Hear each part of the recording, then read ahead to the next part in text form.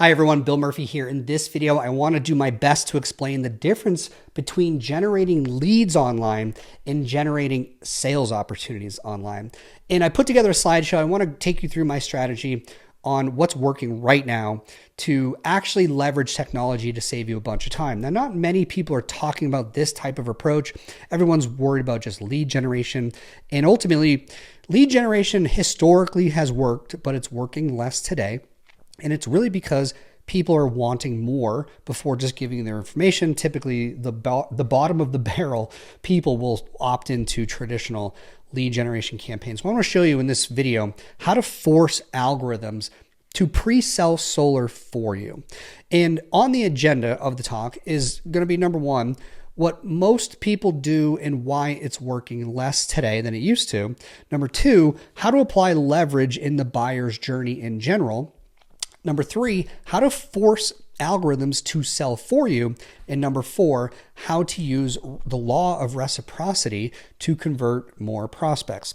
Now, number one, let's talk about what most people do and why it's working less. So I'm not saying it doesn't work at all. You can still have some success, but the novelty has worn off.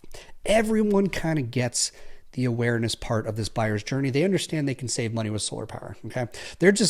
They need more reasons to consider you. And when you're generating leads as some other entity, not your brand, not your personal brand, they don't know who you are. So when you call them, you have to sell them on why they should even listen to you. And ultimately, they're kind of going to be shopping around anyway, because unbeknownst to them, you just paid for them to become a shopper in the buyer's journey, right? So point is traditional leads don't consider the buyer's journey. They get right to the decision phase. The person has no awareness, has not considered you, and you have to do all that heavy lifting at the beginning of the phone call. Now, the problem is everyone has myopic focus on converting leads. Okay, they think they're just going to open campaigns online for themselves or for you, and they're going to just convert leads, and it's going to be sales printed on the back end, and they're just going to be the heroes. Now, that's not really the case anymore. That used to work years ago. It just works less now. Reason is the traffic is cold.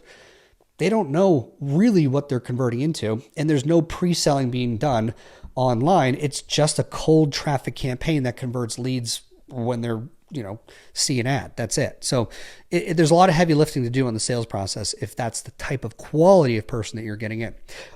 Two, you are using an algorithm to convert leads. It's a different algorithm to convert people into video views. It's a different algorithm to get people to engage with a page or a post. Okay. So it's different sections of technology. And by far, the most expensive algorithm is the lead conversion algorithm. So right away, you're converting cold traffic who doesn't know, like, or trust you. You're paying a premium to do so. And ultimately, our market wants more. Total addressable market, our TAM, are millennials. They're more educated. They have information at their fingertips, and they're going to make a shopping decision, and they're going to look at all the variables. Okay. And you need to be making a case to them as to why you versus others, not necessarily trying to convert sales on the back of cold traffic. So number two, let's talk about how to apply leverage in the buyer's journey. So before we get started, you want to understand one thing. You must invest to make sales, and you invest either time or money. And typically you invest what you have a surplus of. So when you're new and you don't have a lot of money, you invest time on the doors, times cold calling to get your sales. But when you get to a point where you're making money, you've improved your family's situation, and now the goal becomes keep the money coming in, but also get more time with family, then you invest money to learn things like what I'm teaching you in this video on how to leverage technology to generate inbound sales opportunities instead of low quality lead traffic that you have to then chase and convince and do all this work with. Okay. And ultimately still invest time.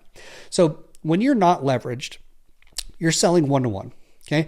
And your job as a salesperson is to bring the awareness, the consideration stage, and the decision stage all to a fruition in a one-to-one fashion.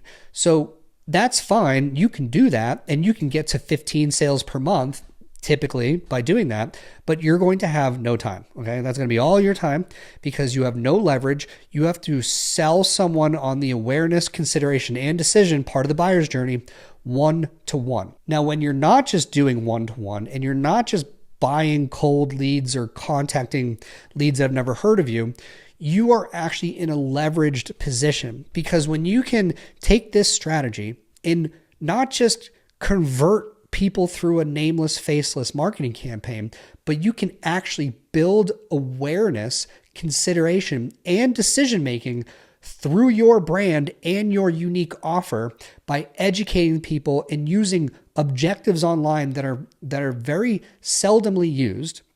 You can actually get in front of thousands of people for pennies on the dollar and not pay a premium and use very inexpensive engagement campaigns to force feed the market your message. And they will begin to know, like, and trust you because you're spending a very small amount of money to flood the market with your value proposition, which is unique and different to what everyone else is doing. So that's called a leveraged approach to the buyer's journey. So next up, we have number 3, how to force algorithms to pre-sell for you. So like I said, we're not just converting leads. We're creating influence in a market. And I want to show you how we rope together all of these platforms to work in our favor. And before we get into this, I want to give you a breakdown of these platforms so you kind of understand the difference between the two.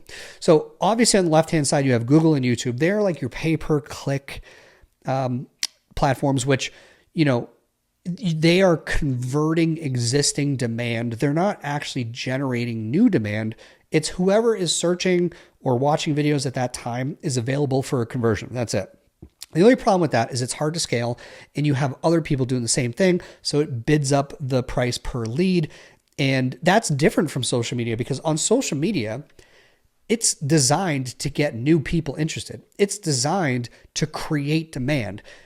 Unfortunately, 99% of people who generate leads on the social media platforms don't use it as such. They just literally try to use it like Google or YouTube, and they set up lead conversion campaigns and they just say, hey, Meta, I just want leads. I don't care if they know, like, or trust me, just give me leads.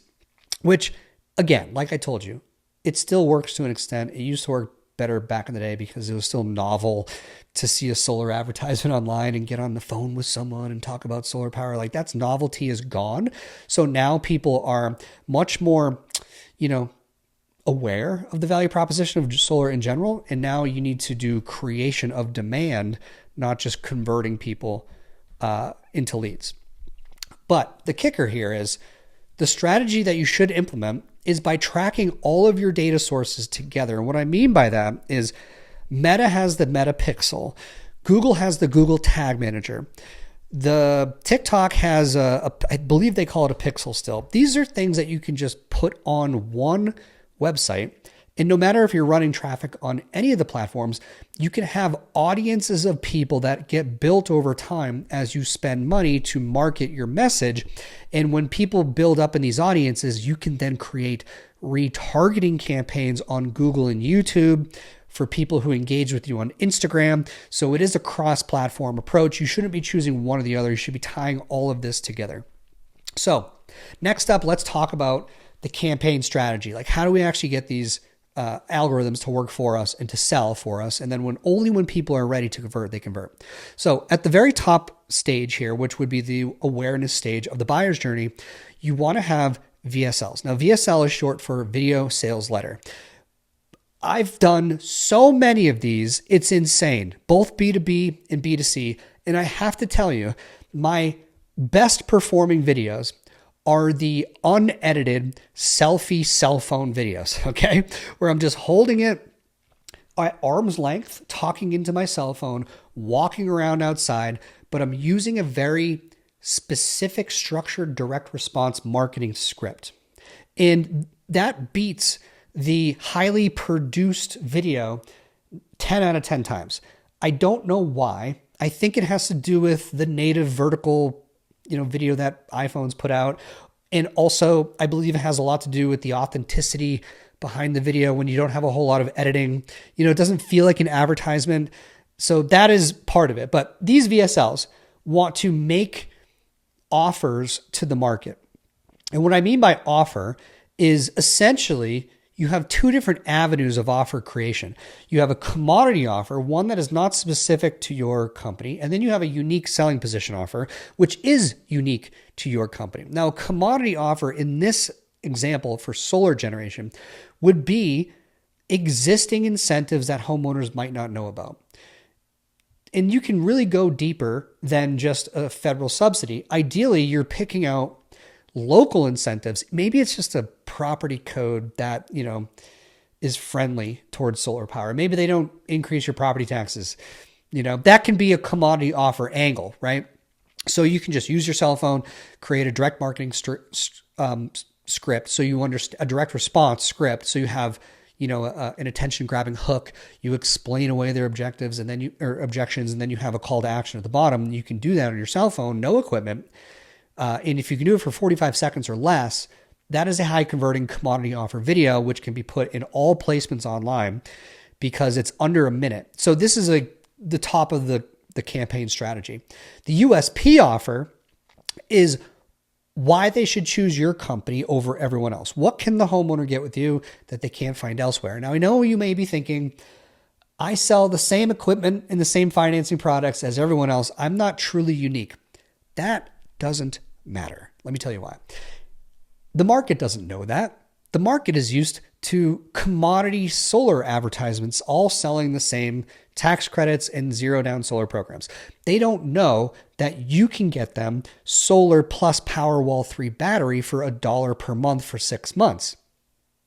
These are types of things that will cut through the noise and get a lot of conversions and ultimately be able to take over market share in your local area, because we are also using not just conversion campaigns, but engagement campaigns to really force this message into the market, and people will just come into your business. Like when you do this approach like this, you get more website visitors, more phone calls, more emails, more DMs on your social media page. Like everything becomes amplified. Okay. So that is how you build the awareness and complete the awareness stage of the buyer's journey, by clicking buttons.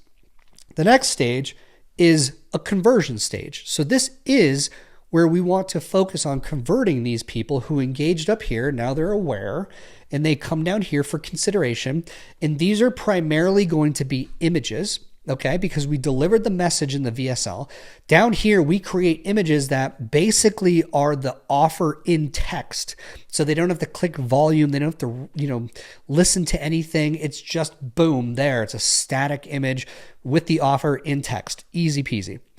You want images to be ultra specific. Now, ultra specific means use the exact numbers. Exact numbers and specificity around other things creates credibility.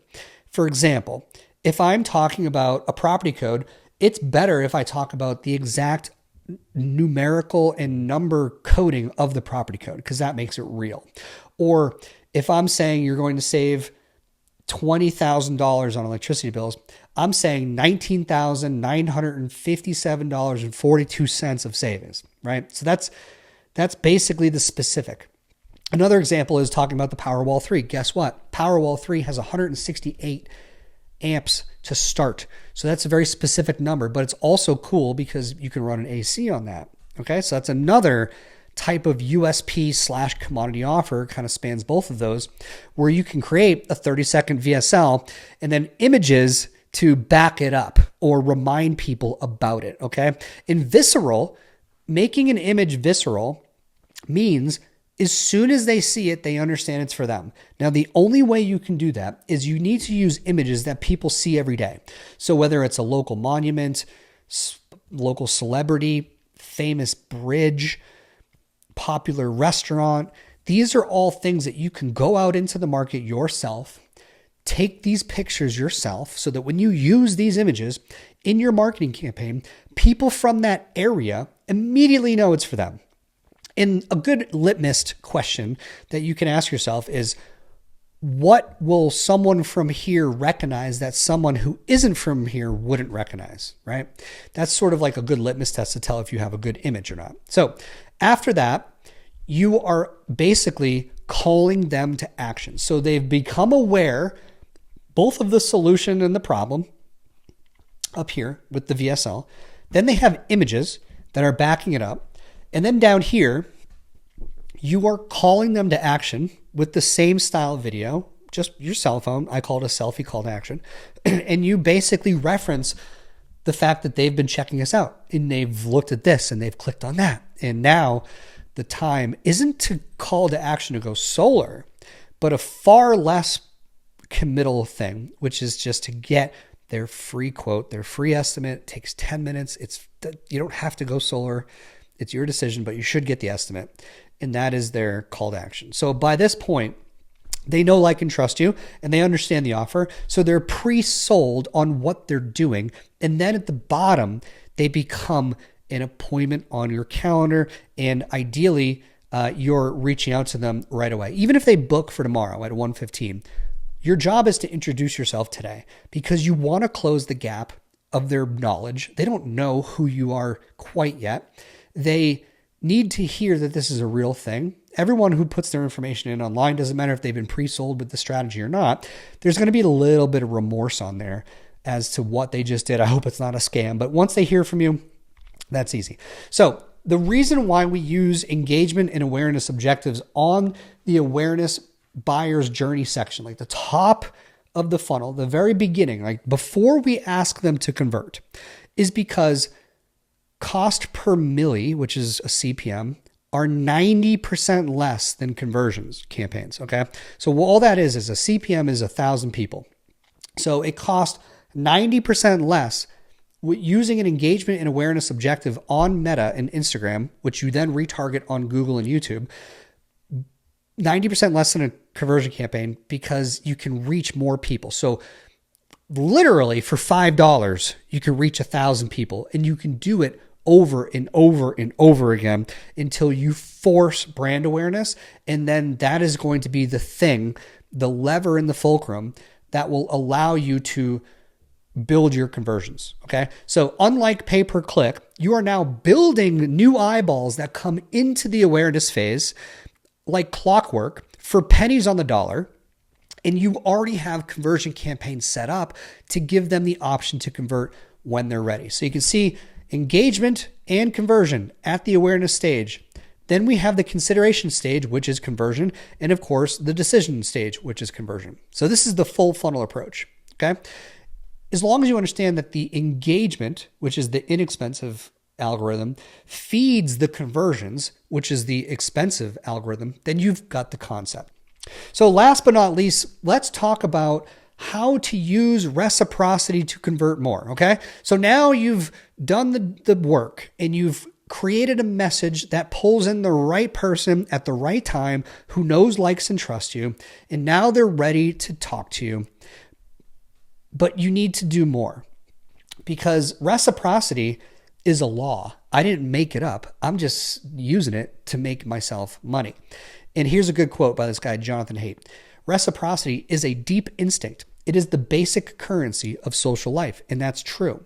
You can actually force action in people by building reciprocity. And there's nothing they can do about this, okay?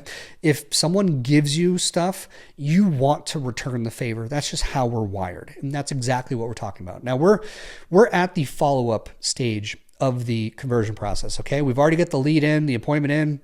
Maybe you've pitched them. Maybe they're following up. Maybe you haven't even made contact with them yet. But the reason they haven't moved to the next stage of the funnel is because we haven't delivered enough value to move them forward. And this is the old give me a lever long enough and a fulcrum in which to place it and I shall move the world quote from Archimedes. I think I'm saying that right.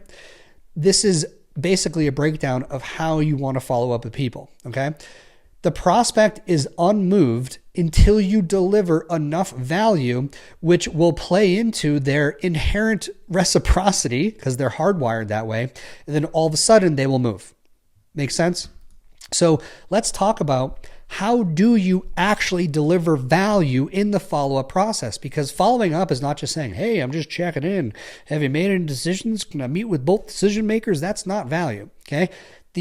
From my decade of experience in solar power and roofing and HVAC, the only way to deliver value is to use relevant and specific data on their house. That's it. And in this case, we want to use proposal data. Okay. So I don't know how you guys do your proposals. If you're still paying per proposal, this might not work out for you in the same way, but you can use the same strategy without creating a proposal through, Solo or whatnot. You could probably use one of the free proposals, but ultimately, if you can send someone information about their home, even before they've spoken to you, that's going to be value. And that is going to give them reciprocity to respond to you. Okay. You can send them a layout, production totals, payment ranges. Now, we don't want to say payment amount. We want to say a range because we still don't know what they qualify for. And if we don't know what they qualify for, we shouldn't be talking specifics about what it costs, but we can show them how many panels fit and what the production is, and maybe even what that equates to in dollar amounts of kilowatt hours from the current utility company. And that will essentially help you move the prospect the direction you want them to go, because we're just leveraging the law of reciprocity. And the value that we deliver as sales professionals is going to be specific and relevant information on their home, which is usually contained within the proposal data. So that wraps it up for me on how to force algorithms to pre-sell solar for you. I hope you learned something today. And at the very least, you now understand the best way to generate opportunities online so that you don't fall into the trap of just trying to convert cold leads who go in through some random solar funnel, who are opting into something that has nothing to do with your business or your exact market or your exact value proposition. And you now have a better understanding of how you can operate online to pre-sell people into your brand and your offer instead of just asking them to convert on day one. So hope you get some value on this video, and I'll see you guys on the next training.